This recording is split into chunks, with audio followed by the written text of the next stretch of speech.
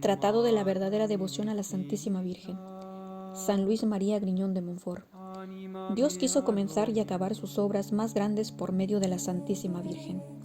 Confieso con toda la Iglesia que siendo María una simple criatura, salida de las manos del Altísimo, comparada con su majestad infinita, es menos que un átomo, o más bien es nada,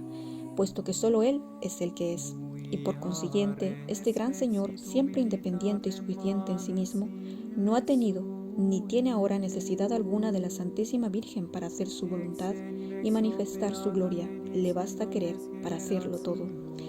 Afirmo, sin embargo, que dadas las cosas como son, habiendo querido Dios empezar y concluir sus más grandes obras por la Santísima Virgen desde que la formó, hemos de creer que no cambiará de proceder en el transcurso de los siglos, pues es Dios y no cambia en sus sentimientos ni en su manera de obrar. Dios Padre entregó su único Hijo al mundo por medio de María.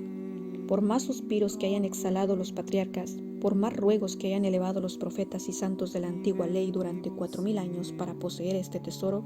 solamente María lo mereció y halló gracia delante de Dios por la fuerza de sus súplicas y la grandeza de sus virtudes. Siendo el mundo indigno, dice San Agustín, de recibir al Hijo de Dios directamente de las manos del Padre, se le dio a María para que el mundo lo recibiese por medio de ella.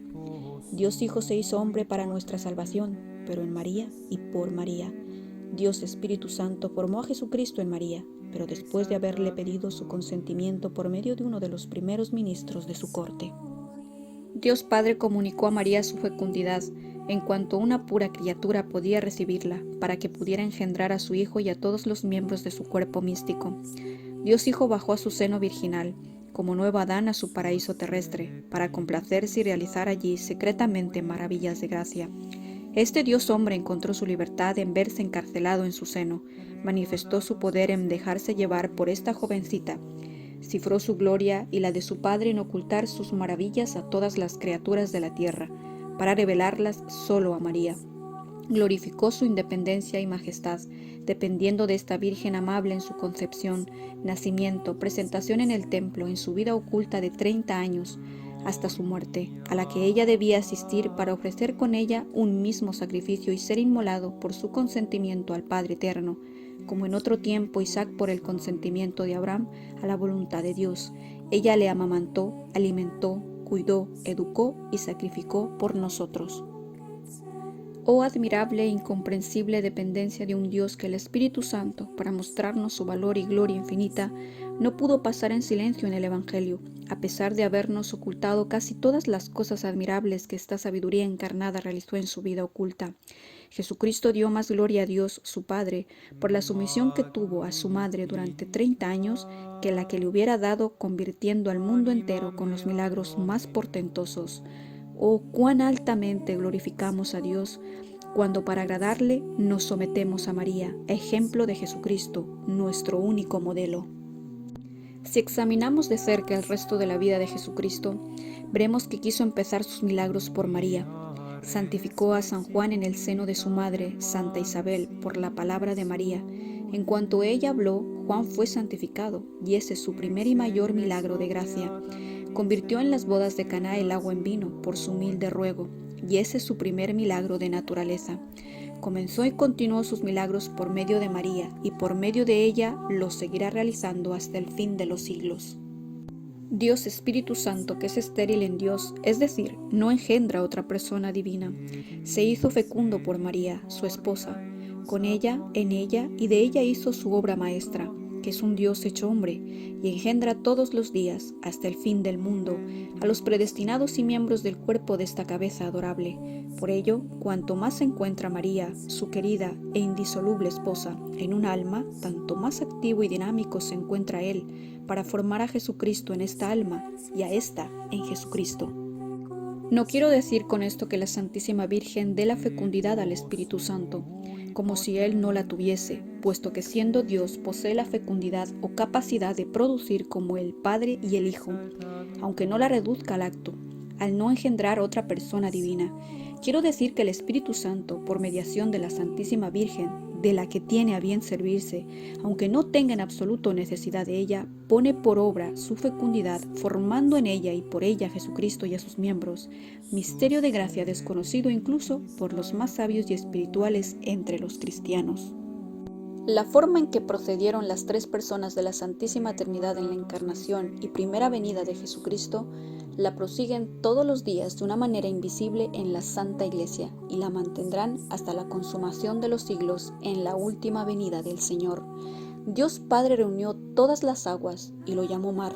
reunió todas sus gracias y lo llamó María. Dios omnipotente posee un tesoro o almacén riquísimo donde ha guardado todo lo que hay de hermoso, radiante, raro y precioso, incluido su propio Hijo. Y ese inmenso tesoro es María, a quien los santos llaman el tesoro del Señor, de cuya plenitud se enriquecen los hombres.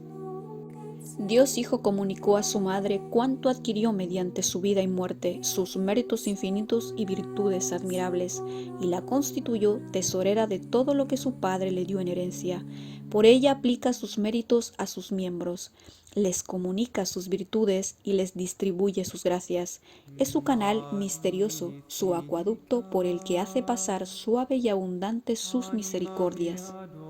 Dios Espíritu Santo comunicó a María, su fiel esposa, sus dones inefables y la eligió como dispensadora de todo lo que posee, de manera que ella distribuye a quien quiere, cuanto quiere, como quiere y cuando quiere,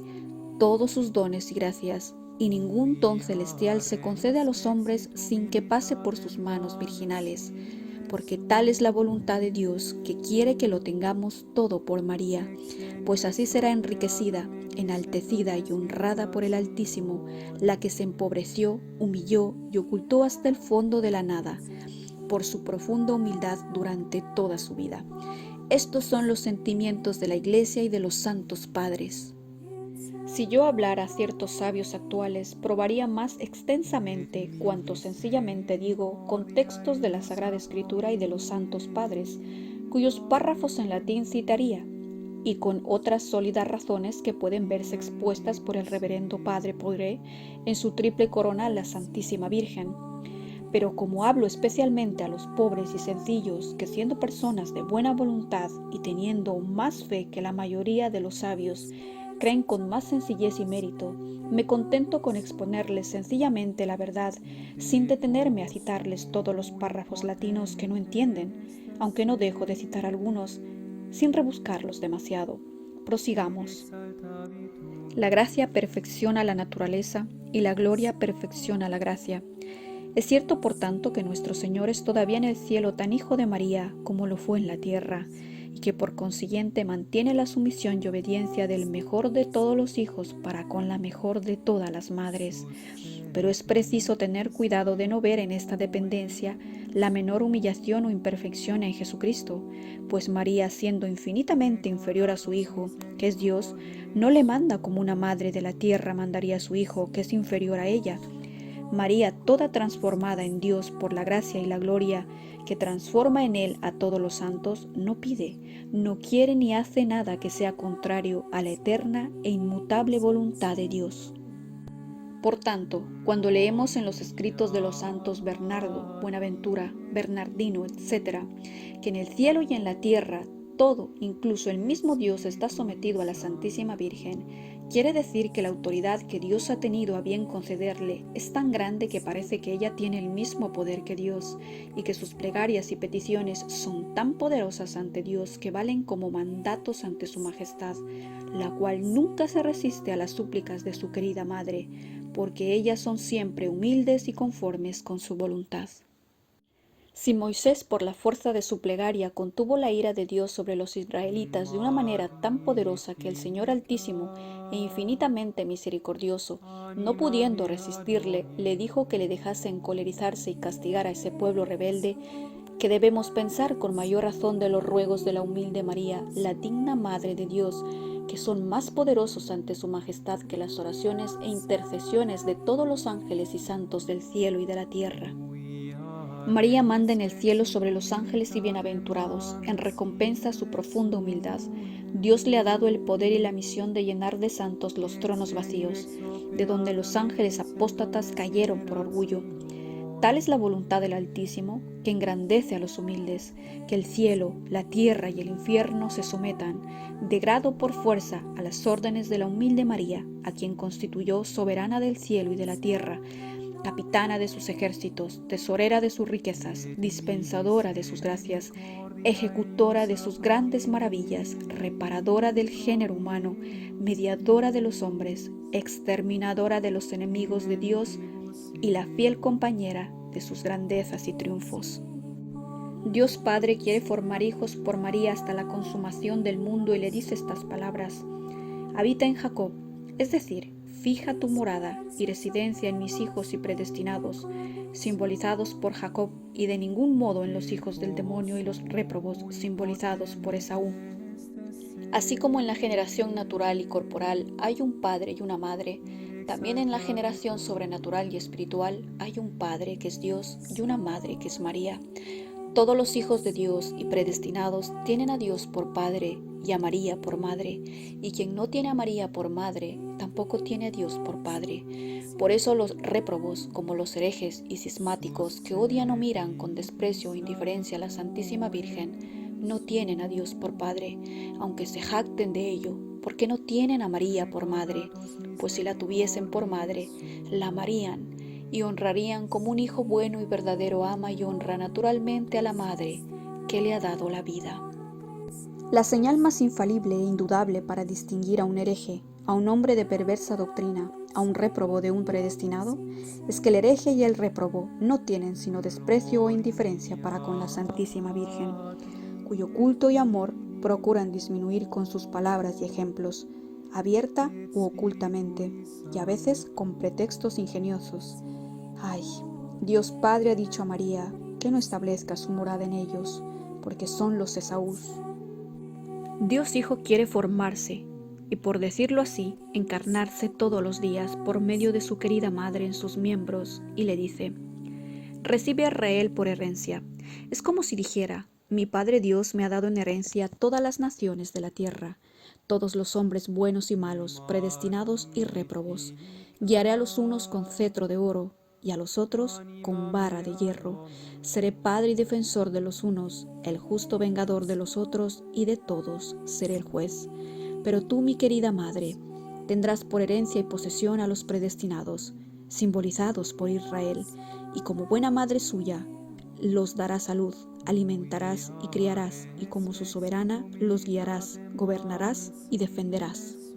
Todo hombre ha nacido en ella, dice el Espíritu Santo. Según la explicación de algunos padres, el primer hombre nacido de María es el hombre Dios Jesucristo. El segundo es un hombre puro, hijo de Dios y de María por adopción. Si Jesucristo, cabeza de la humanidad, nació de ella, los predestinados, que son los miembros de esa cabeza, deben también por consecuencia necesaria nacer de ella. Una misma madre no da a luz la cabeza sin los miembros, ni los miembros sin la cabeza, ya que eso sería un monstruo de la naturaleza. Del mismo modo, en el orden de la gracia, la cabeza y los miembros nacen de una misma madre, y si un miembro del cuerpo místico de Jesucristo, es decir, un predestinado, naciese de otra madre que no fuese María, que engendró a la cabeza, este no sería un predestinado, ni un miembro de Jesucristo, sino un monstruo en el orden de la gracia. Además, Jesucristo es hoy, como siempre, el fruto de María. Así lo repiten el cielo y la tierra millares de veces todos los días. Y bendito es el fruto de tu vientre, Jesús. Es cierto que Jesucristo es para cada hombre en particular, que lo posee tan verdaderamente el fruto y obra de María como para todo el mundo en general. De modo que si algún fiel tiene a Jesucristo formado en su corazón,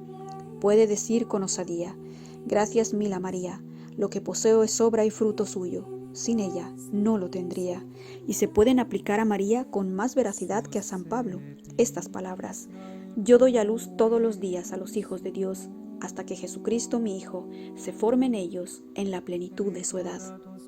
San Agustín, excediéndose a sí mismo y a todo cuanto acabo de decir, afirma que todos los predestinados para asemejarse al Hijo de Dios están ocultos mientras vivan en este mundo en el seno de la Santísima Virgen, donde esta buena Madre los protege, alimenta, mantiene y hace crecer hasta que los dé a luz en la gloria, después de la muerte, que es verdaderamente el día de su nacimiento, como la Iglesia llama la muerte de los justos, oh misterio de gracia desconocido por los réprobos y poco conocido por los predestinados. Dios Espíritu Santo quiere formar elegidos en ella y por ella y le dice: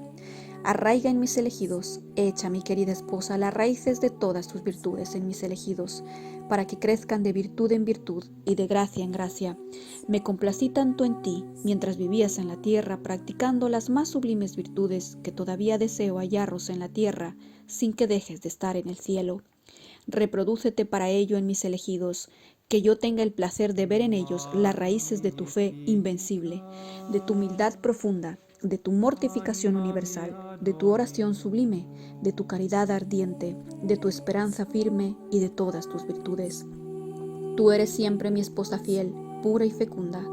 que tu fe me dé fieles, que tu pureza me dé vírgenes, que tu fecundidad me dé elegidos y templos. Cuando María ha echado raíces en un alma, realiza allí maravillas de gracia, que solo ella puede realizar, porque solo ella es la Virgen fecunda que nunca tuvo, ni jamás tendrá su semejante en pureza y fecundidad. María engendró con el Espíritu Santo la mayor obra que haya existido o existirá jamás, un Dios hombre, y en consecuencia, ella realizará los mayores portentos de los últimos tiempos, la formación y educación de los grandes santos que vivirán al final del mundo, le están reservadas porque solo esta singular y milagrosa Virgen puede realizar, en unión del Espíritu Santo, cosas singulares y extraordinarias. Cuando el Espíritu Santo, su esposo, la encuentra en un alma, vuela y entra en ella en plenitud, y se le comunica tanto más abundantemente cuanto más esa alma se abre a su esposa. Una de las razones principales por la que el Espíritu Santo no realiza ahora maravillas asombrosas en las almas es porque no encuentra en ellas una unión lo suficientemente íntima con su fiel e indisoluble esposa. Digo indisoluble esposa porque desde que este amor substancial del Padre y del Hijo se desposó con María para producir a Jesucristo, cabeza de los elegidos, y a Jesucristo en los elegidos, jamás la ha repudiado, ya que ella se ha mantenido siempre fiel y fecunda. Misericordia eius progenie